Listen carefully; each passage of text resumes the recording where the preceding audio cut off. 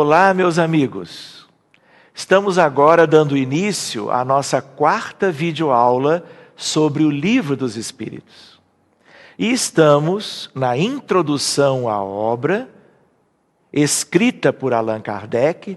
Já vimos das outras vezes algumas questões lá contempladas e estávamos como que estudando a questão da evolução espiritual, do mundo dos espíritos, claro que aspectos que serão retomados mais adiante.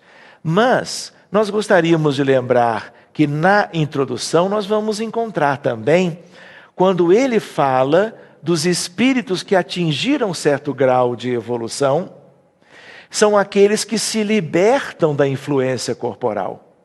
Mas claro, quando ainda não estão devidamente desmaterializados, conservam a maior parte das ideias, dos pendores e até mesmo das manias que tinham na Terra. E é natural, porque quando estamos desencarnados, damos a continuidade à própria vida. E nós somos os mesmos que estávamos vivendo antes a vida material, com as nossas peculiaridades morais e espirituais, e é natural que as coisas continuem como são, não é? Na etapa logo a seguir, na recém-desencarnação. E nós temos que, claro, avançar e vamos utilizar também o período da erraticidade para fazermos o nosso progresso. Os espíritos do mesmo grau, do mesmo caráter e animados dos mesmos sentimentos, reúnem-se em grupos e em famílias. É como nós tínhamos comentado antes. A espiritualidade, o mundo espiritual, ele é diferenciado em esferas de vida.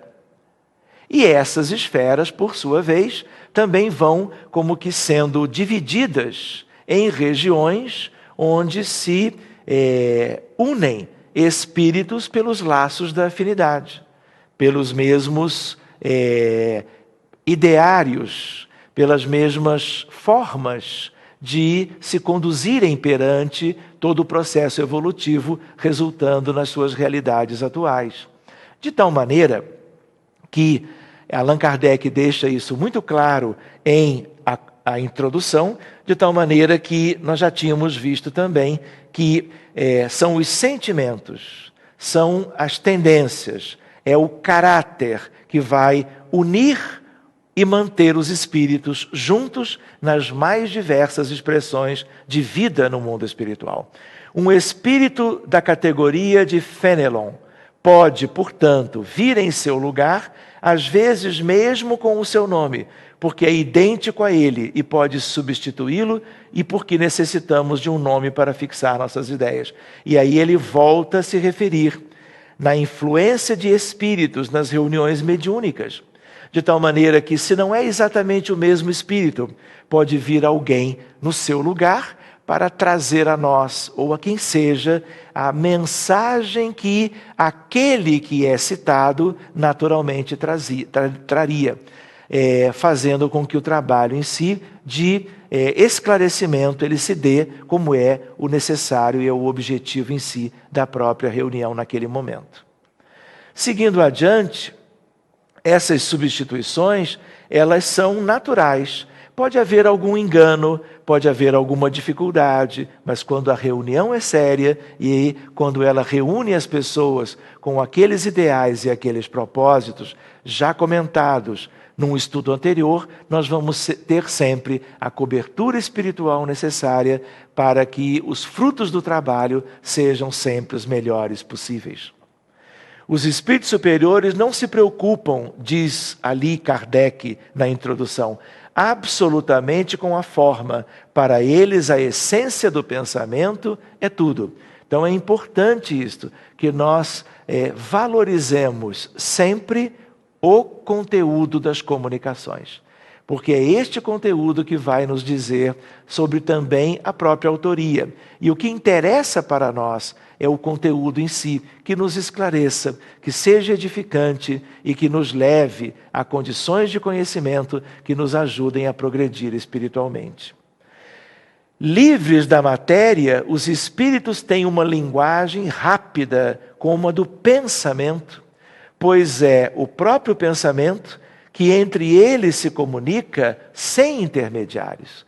Nós aprendemos no Livro dos Espíritos, já ali, que os espíritos entre eles, especialmente aqueles de condições semelhantes, se fazem entender e se comunicar, portanto, entre si, através de uma maneira muito mais simples, muito mais direta, muito mais plena, sem as dificuldades impostas entre nós de nos comunicarmos quando nós estamos reencarnados. Nós sabemos que quando os espíritos são, apesar de desencarnados, muito afeitos à matéria, eles muitas vezes precisam articular a palavra, além de, claro, estarem pensando e tendo as suas ideias, buscando as comunicações entre si. Mas espíritos de uma certa condição já prescindem, não é, de usar o aparato vocal do perispírito para se comunicarem entre si. Este é um aprendizado que todos já, a princípio, conhecem, mas que vale a pena nós ressaltarmos também. Uma outra questão curiosa que ele também contempla na introdução é a questão da loucura da doença mental. Vejam só, já no princípio da obra. E ele traz ali a ideia de que a loucura tem por causa primária uma predisposição orgânica do cérebro que o torna mais ou menos acessível a determinadas impressões. Então, meus amigos, vejam só. A psiquiatria evoluiu em várias questões da época da codificação para cá. Mas é o espiritismo que ilumina a medicina de um modo geral, a psiquiatria em particular, trazendo para nós a questão da influência hostil de espíritos obsessores, como que fazendo parte do processo da doença mental. Mas ali Allan Kardec deixa claro que estas influências, elas acontecem com muita facilidade. E essas predisposições são morais. Mas por causa das predisposições morais e por causa dos erros de vidas anteriores, o próprio cérebro da encarnação atual, ele traz em si questões biológicas que ainda não são muito bem conhecidas. Conhecemos as questões da bioquímica cerebral, dos neurotransmissores relacionadas a certas deficiências do funcionamento do cérebro, mas ainda estamos longe de conhecer isto de uma maneira mais própria. Mas duas questões aí são relevantes. A predisposição orgânica pelos erros do passado, se traduzindo em consequências mediadas pela genética humana, e, ao mesmo tempo, as predisposições morais, o que faz com que, muitas vezes, tenhamos espíritos relacionados aos nossos erros antigos, cobrando muitas vezes dívidas kármicas e que fazem parte, às vezes, de doenças mentais da maior gravidade. Se nós pensamos, já na introdução, e unindo outros aspectos da codificação e também das obras complementares, especialmente as de Emmanuel e de André Luiz, nós vamos ter aí todo um mundo de conhecimento para que tenhamos a medicina avançando e a psiquiatria em particular podendo ajudar mais as pessoas numa ideia de medicina espírita, aliando os benefícios propriamente da desobsessão, da fluidoterapia e da evangelização progressiva dos doentes de um modo geral e, em particular, dos doentes das doenças mentais. Seguindo adiante, então, ele continua dizendo que essa predisposição se manifestará com o caráter da preocupação principal do indivíduo, que se tornará uma ideia fixa. É curioso, é claro que naquela época nós conhecíamos menos ainda sobre as doenças mentais e já era uma grande preocupação. Nós nos lembramos que a figura propriamente de Felipe Pinel é uma figura que vem mais adiante, como que já participando de uma nova psiquiatria, como um marco de luz dentro dessa parte da ciência médica. Mas ainda assim, Ninguém sabia bem por que as pessoas adoeciam das tais doenças que levavam à loucura ou à ideia dos lunáticos da época. Era um grande desafio, como ainda é, num certo sentido, hoje, porque nós precisamos, como vamos ver adiante, examinar de perto as influências espirituais e as tais predisposições aventadas aqui pelo codificador, para que entendamos de uma maneira consistente toda essa questão. Seguindo adiante, portanto, ainda no término do exame, vamos dizer assim, do nosso tema, que é a introdução, questões ligadas agora, como, por exemplo, a teoria sonambúlica e a teoria do reflexo ou refletiva, foram imaginadas por alguns homens agora por uma outra questão e para um outro objetivo, que era explicar o porquê das comunicações dos médiuns da época da codificação. Então, se conhecia muito pouco como é que se dava o transe psíquico, que se confunde, num certo modo, com o transe mediúnico. Por que os espíritos podiam falar coisas tão belas e tão claras para a humanidade, através de pessoas comuns, que de repente versavam sobre temas, muitas vezes desconhecidos dessas mesmas pessoas? De tal modo que também aí havia toda uma dúvida que pairava por uma falta de entendimento que era natural naquela época. Então, alguns aventaram algumas possibilidades, que davam algumas noções ligadas a como é que se dava o processo da influenciação. Mas tudo caminhou de lá para cá e hoje, claro, nós temos uma noção muito melhor. Mas a teoria sonambúlica, porque o sonambulismo era razoavelmente conhecido. Então eram pessoas sonâmbulas, que de repente então eram capazes de conhecer o que se passava no universo e traduzir isto para o conhecimento comum através da psicografia, através da psicofonia, como se fossem eles próprios os autores.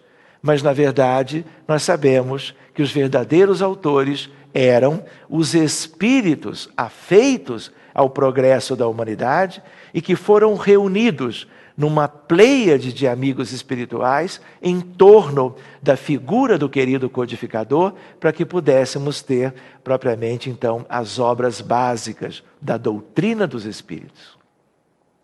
Seguindo adiante, nesse final, a ideia, por exemplo, do ceticismo no tocante à doutrina espírita, quando não resulta de uma oposição sistemática, interesseira, provém quase sempre de um conhecimento incompleto dos fatos.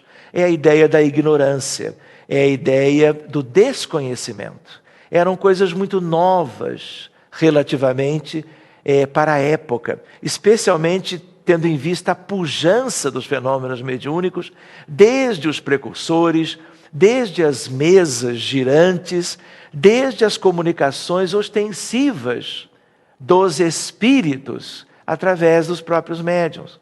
Então, tudo aquilo, se nós pensássemos em relação a todo aquele contexto amplo, tudo aquilo chamava muito atenção e carecia para a sociedade de uma explicação condizente com aquela importância fenomênica que se instalava.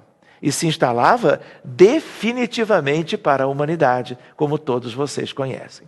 Seja como for, é importante que nós recordemos que a introdução do Livro dos Espíritos é uma peça literária da maior importância, onde nós nela podemos compreender e sentir os cuidados de Allan Kardec para com a Novel Doutrina, para que tivéssemos desde ali as noções fundamentais, nos preparando como pessoas para o estudo, então, mais avançado, mais ampliado, que ele próprio, não só no Livro dos Espíritos, mas no contexto geral do restante da codificação, traria sobejamente para nós todos. Estudar a introdução é importante para nós todos, de tal maneira que possamos até deixar para fazer esse estudo depois, Mas nas nossas videoaulas colocamos como uma peça inicial para que ela nos motive a seguirmos adiante para prolegômenos e depois entrando na primeira parte e examinando de uma maneira detida e cuidadosa cada um dos seus maravilhosos aspectos. Muito obrigado a todos vocês e que possamos nos encontrar logo ali adiante na nossa 5ª videoaula. Um grande abraço a todos e muito obrigado por estarem conosco.